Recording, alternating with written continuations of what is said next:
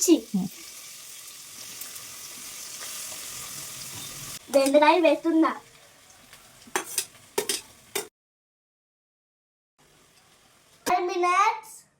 ఆ స్టైలు బెండకాయ curry గదిలా garlic తింటా. మిక్స్ చేద్దాం. బెండకాయ చేయడం చాలా ఈజీ. ఇదంతా మా మమ్మీ నేర్పించింది. టమాటా వేసుకున్నాను. నేను ఇప్పుడు మిక్స్ చేసుకున్నా. ఇప్పుడు అయిపోయినట్టే. కొద్దిసేపు కొంచెం కారపొడి వేసుకోవాలి.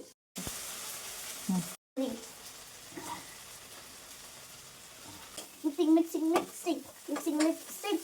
పాకు వేసేస్తున్నా. టేస్ట్ బాగుంటుంది.